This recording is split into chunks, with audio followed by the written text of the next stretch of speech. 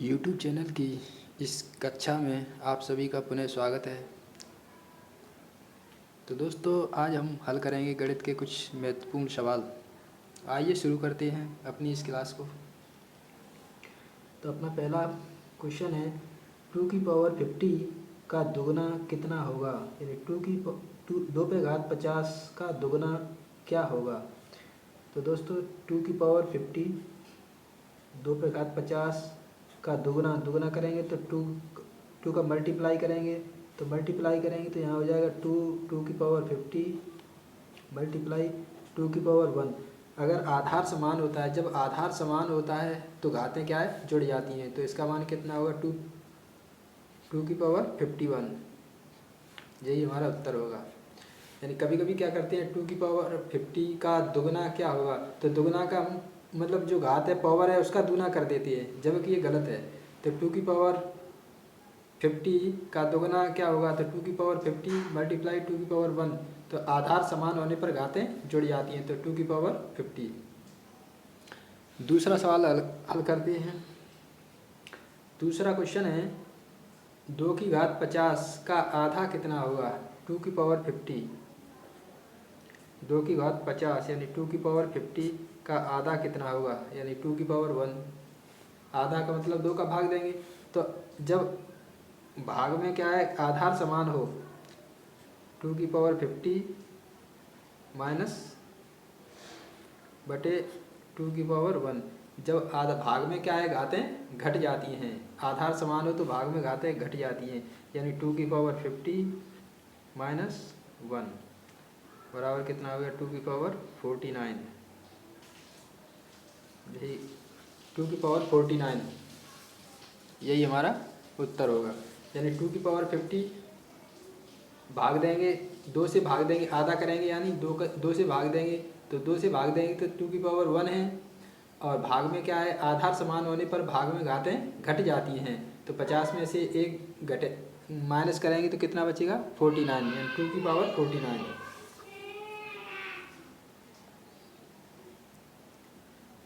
अगला क्वेश्चन हमारा, 50 से 1000 के मध्य पड़ने वाली पूर्ण वर्ग संख्या, यानी ऐसी संख्याएं जो पूर्ण वर्ग हों, 50 से अधिक हों और 1000 से 50 और 1000 के मध्य में ऐसी संख्याएं कितनी होंगी जो पूर्ण वर्ग हैं, यानी पूर्ण वर्ग संख्याओं की संख्या कितनी होगी।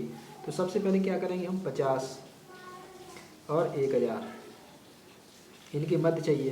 तो 50 का हम वर्गमूल लेंगे, पूर्ण वर्ग चाहिए हमको, तो 50 का हम वर्गमूल लेंगे तो कितना आएगा, 50 का वर्गमूल कितना आएगा, 7 सत्ते 49, यानी 7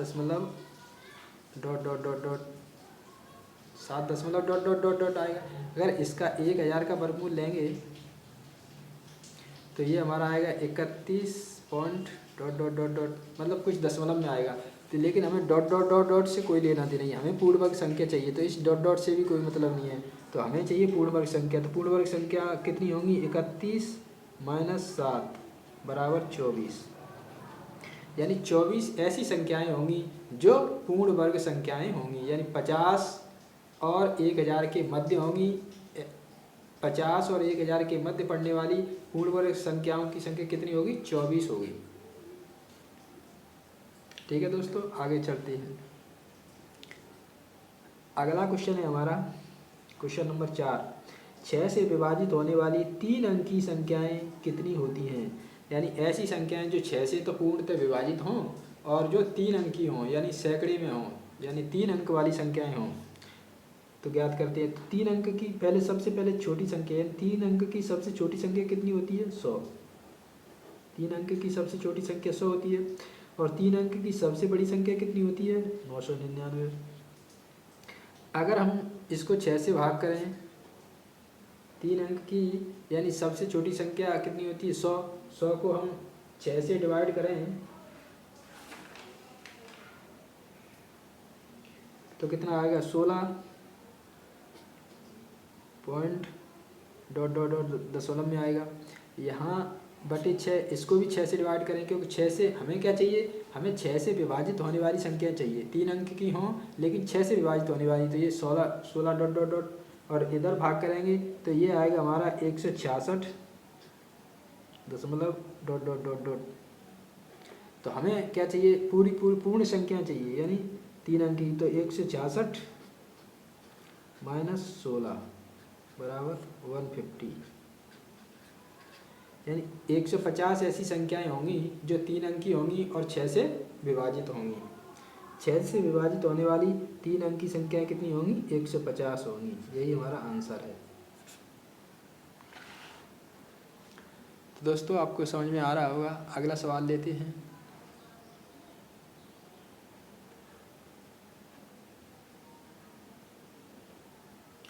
अगला सवाल है हमारा,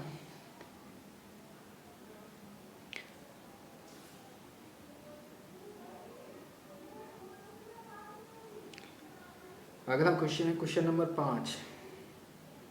2 अंकी संख्याओं का योगफल कितना होगा, यानी 2 अंकी संख्या, यानी सबसे छोटी 2 अंकी संख्या कितनी होती है, 10। दोस्तों सबसे छोटी 2 अंकी संख्या 10 और सबसे बड़ी 2 अंक की संख्या कितनी होगी, 99। अब हमें चाहिए 10 से लेके 99 तक की संख्याओं का योगफल कितना होगा। ये सवाल में पूछ रहा है कि 2 अंकीय संख्याओं का योगफल कितना होगा, यानी 2 अंकी जितनी भी संख्याएं हैं उनका योगफल कितना होगा। तो पहले हम इनका योगफल करते हैं, यानी इनका योगफल कितना होगा, योगफल बराबर 10 प्लस 99, 108 नहीं 109 और 0 9 9 1 10, यानी ये हो जाएगा 109। अब इनका अंतर ज्ञात करते हैं। अंतर यानी 99 माइनस 10 बराबर 89।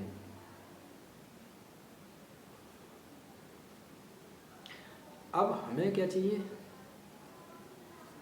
हमें चाहिए 2 अंकी संख्याओं का योगफल। योगफल कितना होगा, तो इसका सूत्र है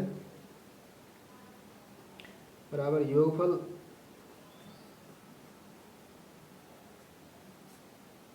गुणा अंतर, अंतर प्लस 1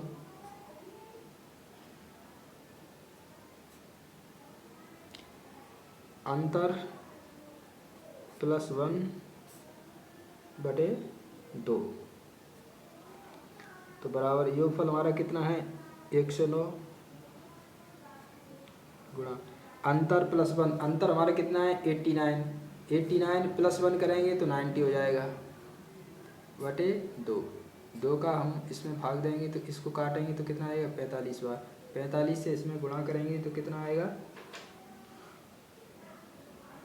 9 पे 45 यानी 4905 4905, यही हमारा उत्तर होगा।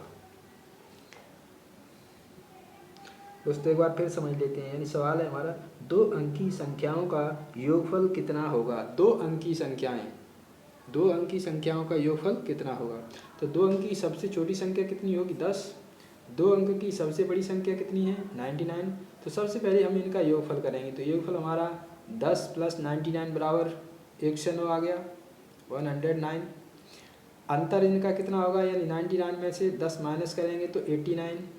हमारा सूत्र क्या है, यानी अगर हमें इनका 2 अंकीय संख्याओं का योगफल ज्ञात करना है तो बराबर योगफल गुणा अंतर प्लस 1 बटे 2। तो योगफल कितना है 109, अंतर कितना है 89 प्लस 1 करेंगे तो 90 हो गया बटे 2। 2 से इसको काटेंगे 45 बार, इसका मल्टीप्लाई करेंगे तो 4905। ठीक है दोस्तों, आगे चलते हैं।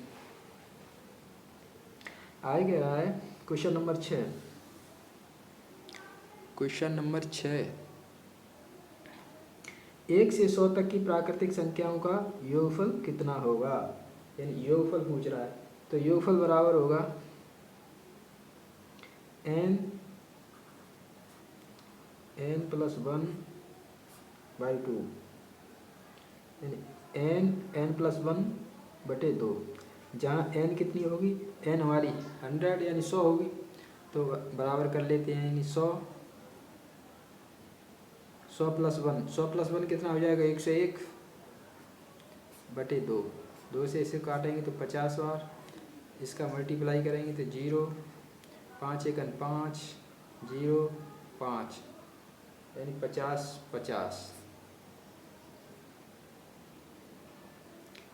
5050, यही हमारा उत्तर होगा। यानी 1 से 100 तक की प्राकृतिक संख्याओं का योगफल। तो जब हमें प्राकृतिक संख्याओं का योगफल ज्ञात करना है, जब 1 से 100 तक, यानी 1 से किसी भी संख्या का हमें प्राकृतिक 1 से लेकर यानी प्राकृतिक संख्याओं का योगफल ज्ञात करना है, तो हमें n+1/2 करना है, n+1/2।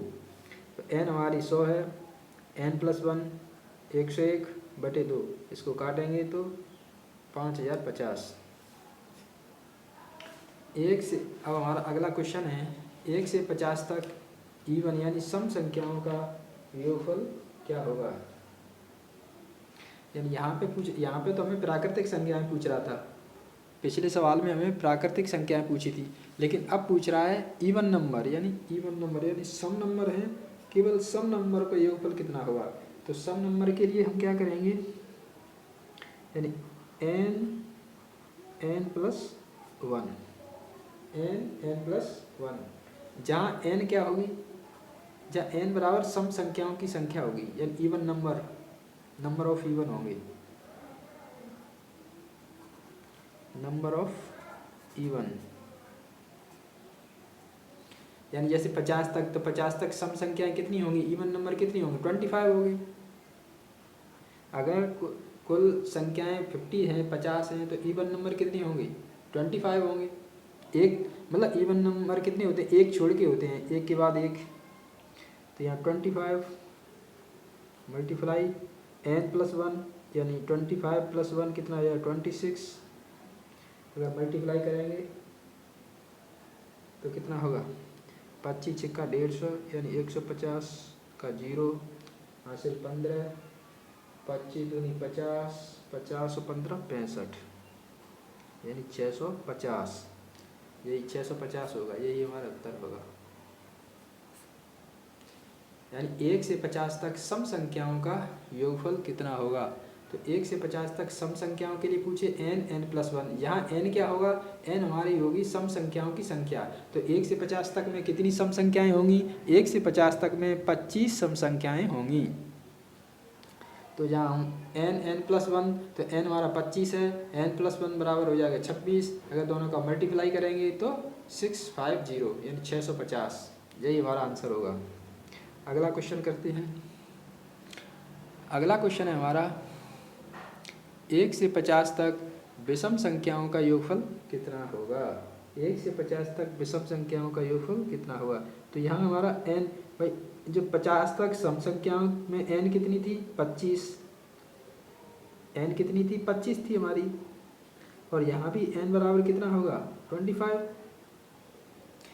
50 तक, 1 से 50 तक की संख्याओं में यानी इवन नंबर भी 25 होंगे, ऑर्डर नंबर भी 25 होंगे। तो ये ऑर्डर नंबर कितने, n बराबर 25। तो अगर हमें योगफल ज्ञात करना है, योगफल बराबर